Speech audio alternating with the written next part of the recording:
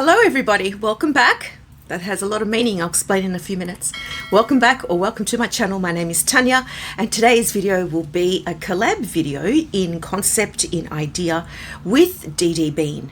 So Dee has a channel here on YouTube. If you follow me, you more than likely are also quite familiar with Dee. And we got talking one day. So she recently did a video about Michael Kors and I wrote a comment about some of my earlier interaction with Michael Kors products, let me say. And we started then talking offline and started sort of coming up with something that perhaps we could flesh out and talk about. Now, our two videos will be different in content. I won't have any Michael Kors unboxing for you, but I will have some nice images and pictures here sort of beside me throughout the video, hopefully. This video for me will be a little bit of a chit chat video, and it's going to sort of merge two ideas because Michael Kors, he basically was one of the triggers, one of the catalysts, so to speak, for me beginning this channel.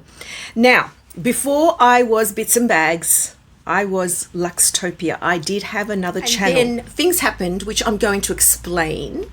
So please sit down, get yourselves a cup of tea, maybe a drink, depends on what time it is in the world for you. And let's have a chat about this.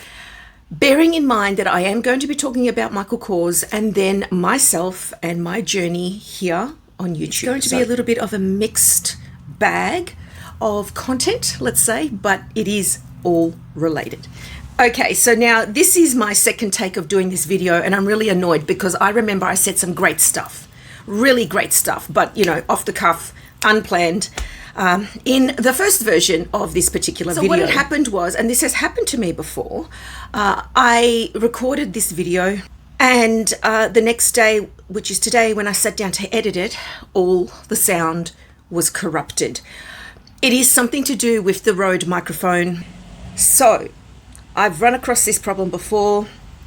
They've sent me a replacement and now it's happening again. I'll insert an example here of what it sounds like when I play it back.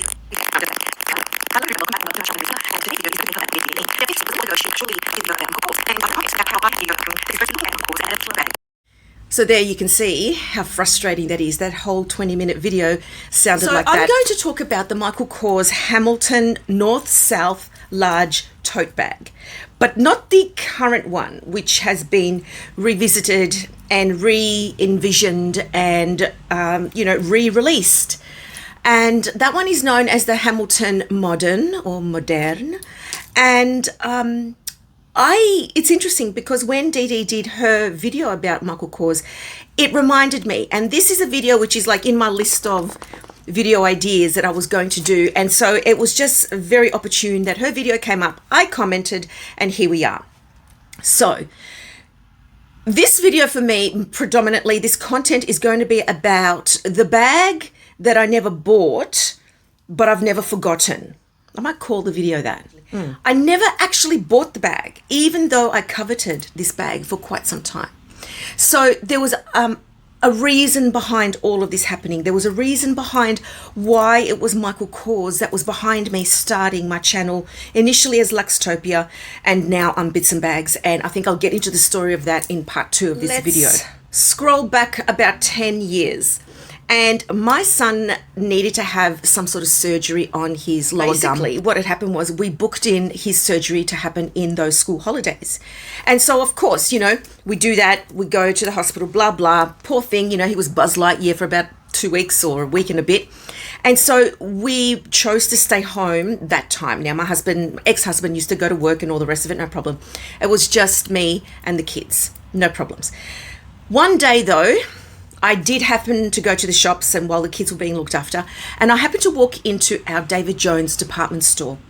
And I used to love bags. I've always loved bags. So here I am saying that Michael Kors was pretty much like the bag that started it all.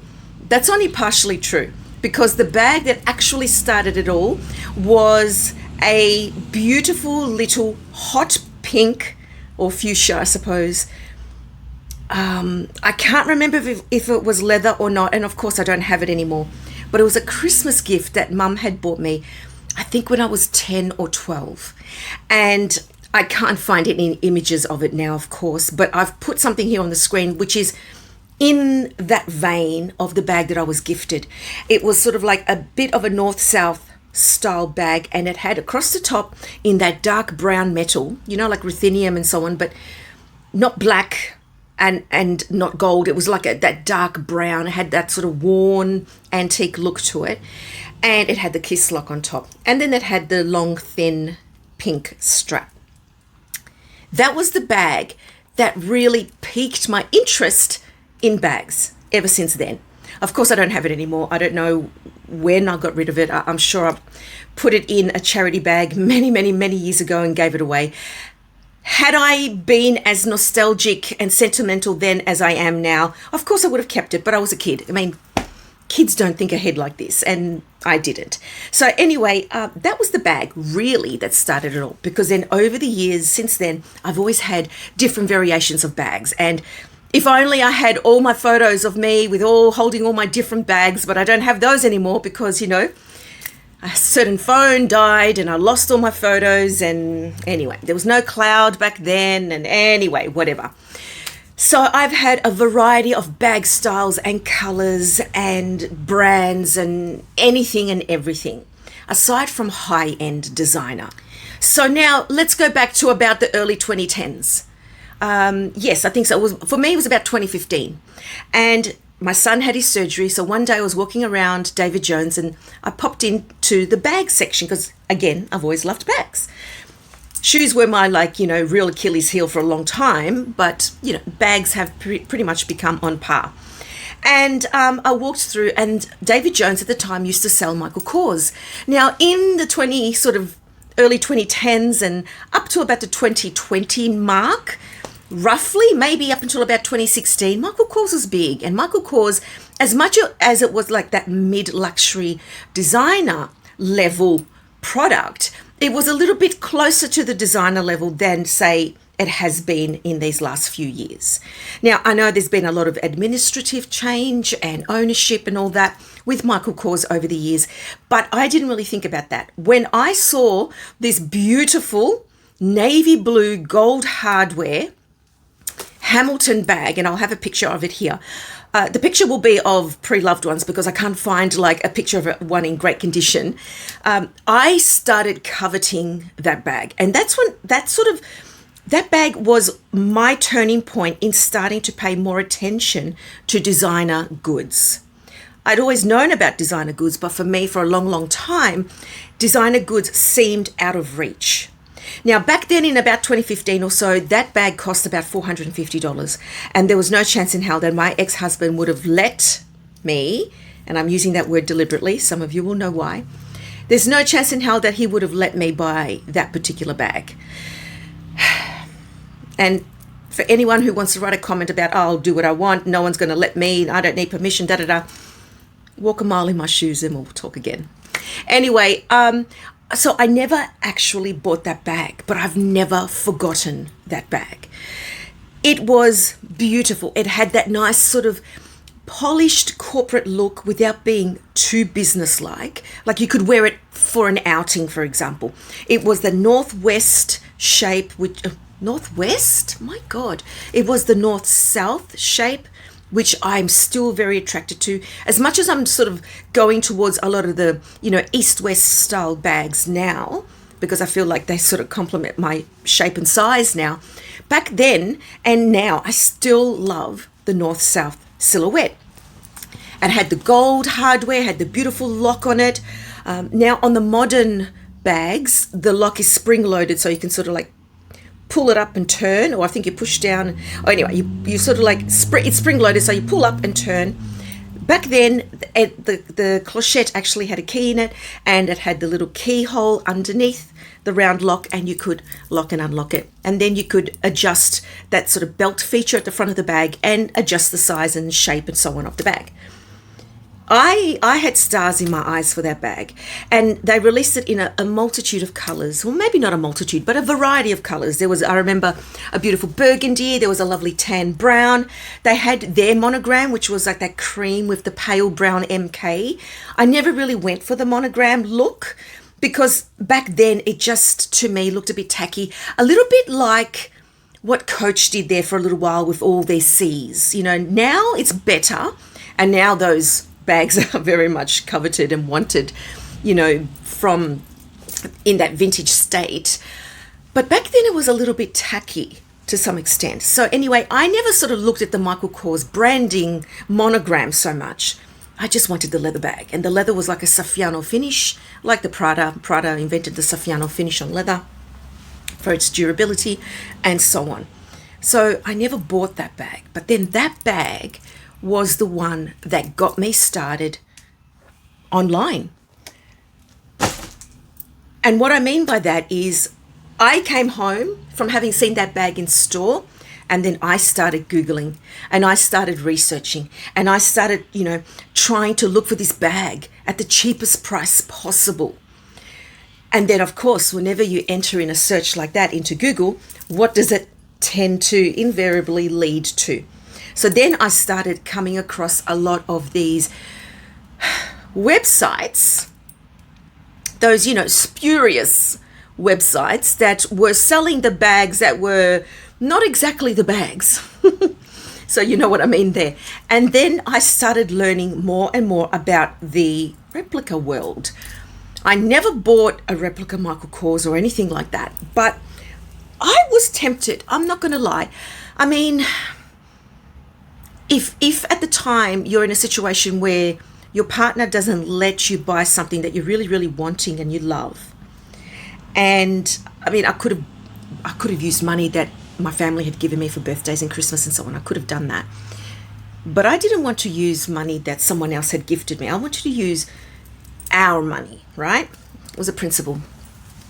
Anyway, you know, when you're sort of like wanting something and you can't have it, sometimes that sort of route, that pathway of the less authentic is attractive, but I never did that.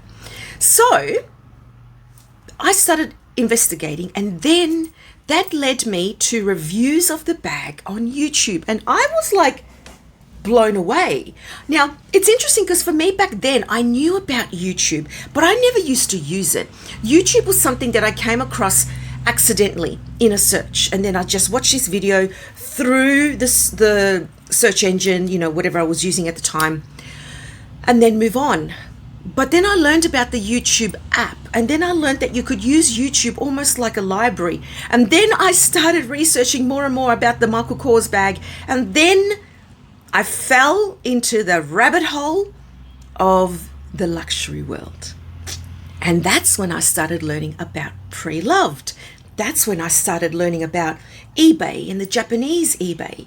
And it's funny because, you know, all the millennial Gen Z girlies are all banging on TikTok about, oh my God, Japanese eBay, Japan eBay, then it's the best, it's a this, it's a that. And then there's that other Japanese type of search engine website, you know.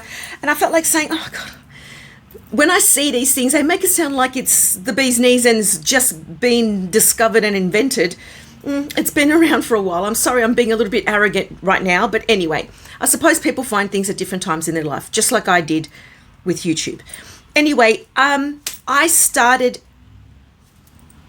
watching video after video after video, and that's when I found some of the OG YouTubers. And I'm not talking about the YouTubers of now, you know, like the ones that have just sort of popped up or maybe have been around in the last 8 or 9 years or so. I'm talking longer. So I'm talking the OGs. You're looking at people like Jerusha, obviously Jerusha Couture. She's one of the ones that's remained on there. Minx for All, I found, she was the first one I found, and I learned about a wok through one of her videos for the first time ever. It was a haul from her European trip that she'd been on with her husband.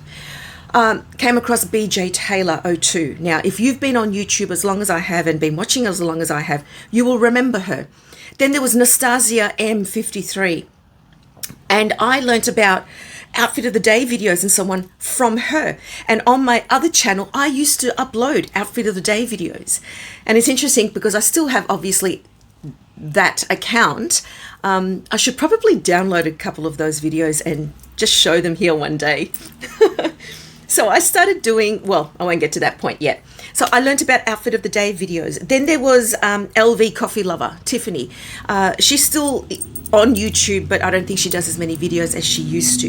And then there were like other YouTubers that right now escape me. I can picture their faces, but they escape me. So we're talking, Maggie. Maggie's, Maggie, what was the channel name? Maggie Loves LV, something like that. You know, Karis, LV Lover CC, like in the beginning when she first started, and she was really awkward and using the channel to help her gain confidence to speak English. You know what I mean? So we're talking the early days. And so I then got into this, I don't know what you call it, like this fixation of watching video after video about all these luxury goods and learning about pre-loved and learning about fashion file, and then finding an equivalent here in Australia, which was really hard to do and there weren't many around. And that's when I first discovered the Persefair. Some of you will have heard about the Persefair. They're a well-renowned reseller here in Australia. Jessie Stiles works for them. And I've been into their store many times, and I've bought and sold through them and everything. And they were tiny at the time. They were just operating from this little rented room in a building somewhere. And makes them sound dodgy. They were never dodgy, you know what I mean? So we're talking early days. And so the more I watched, the more I started learning about Louis Vuitton, pre-loved Louis Vuitton. I started learning more about other designer houses. And then I found on Facebook some of these buy, swap, sell groups, because I had learned about the American buy, swap, sell groups, obviously through watching these videos. And I had joined them. And I can't remember the name of that American group, but it was an American LV group, and it was nuts. The drama that was happening in that group was like next level, right? But anyway, never mind. I then, from learning and watching, I then hit up eBay. And I bought my first designer piece on eBay, which was a Louis Vuitton Speedy 25 Classic. And I chose a Classic because at that same time was when the bandolier was being released. And if you remember, Jerusha Couture was one of the very few first YouTubers, content creators, whatever, to buy it, use it, review it, and then it just boomed. But I couldn't afford that. And there was no bandolier pre-loved at the time. So I bought a Classic, and I learned how to restore. I learned all about canvas. I learned about leather. I learned about how to treat leather, what to use, what not to use. And I bought this Speedy 25 Classic, and I restored it. And it was still showed some wear, but it was a very pre-loved piece. And I think I paid about $200 odd for that at the time. But we're talking like 2015 here. And I used it for a while. So I bought a separate strap, and I used to, hook it diagonally on those square rings. But every time I used it, I'd swap. So every day I'd swap the diagonal rings that I used, because I was petrified of always putting pressure on the two same chaps. So anyway, I used it for a while, and then I found it frustrating. And so then I made my first sale, and I listed it on one of the Australian Facebook groups, and I remember listing it at $300. I thought that I was asking too much. And I remember I wrote in my description, going for approximately, anywhere between $400 and $800. This one needs a lot of TLC. The Vachetta had darkened. Even though I'd moisturized it and looked after it and cleaned it, and I did, the Vachetta was still dark. And because I was watching more and more videos, I was like obsessed with all these videos.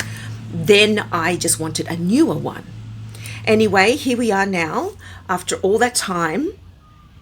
And that bag, that Hamilton, was the one that led to me finding out about bags, learning about bags, buying pre-loved, selling pre-loved. Oh, and I must add, that was also the time when I learned all about PayPal and goods and services and friends and family. And when I listed my bag, inclusive of delivery, on the Facebook group, the woman that I've actually bought from since then, bought that from me, and she knew about the wear on it. And so I lost my fee to, obviously, because it was goods and services. So in the end, it was $300 minus $9 roughly, so it was $291. And then I paid, obviously, to deliver it to her, to ship it to her. But yeah, the money, I didn't use the money that came into my PayPal. I used our money to send it off, which was about $15 or something for shipping, something like that, maybe even a bit less. And so I cleared about $280 roughly for that first designer piece that I bought and sold. Isn't that interesting? So thanks, Michael Kors Hamilton North-South Tote, because here I am now as Bits and Bags, and there's a reason behind why I've called myself Bits and Bags. That will all be in my part 2 video. Look out for a part 2. The part 2 will not be necessarily related to Michael Kors. It's going to be about me being on YouTube, the how, the why, the what happened, and all of that type of thing. So that second video will be also quite chatty. And let me speak about the new Hamilton bags. I actually forgot to mention that earlier. You see, I got so carried away. So now that Michael Kors has released these bags, I've been seeing them pop up online, and the Hamilton's been around now for about a year and a half roughly, but they call it the modern now, the modern Hamilton, and there are a variety of shapes and sizes and finishes and colors, and they even have the pochettes and the little sort of like small shoulder bags, and they have the wallets and they have the pouches in this Hamilton line, because it was a great quality bag at the time. And back then, you know, it was from the early 2010s. Like I said, Michael Kors was, you know, I suppose more highly regarded, and it's just like slowly picking up. And maybe one of the reasons is because cost of living, these luxury design houses, as much as their stuff is still beautiful, and do I still want more of them? Of course I do. Of course I do. Like, who wouldn't?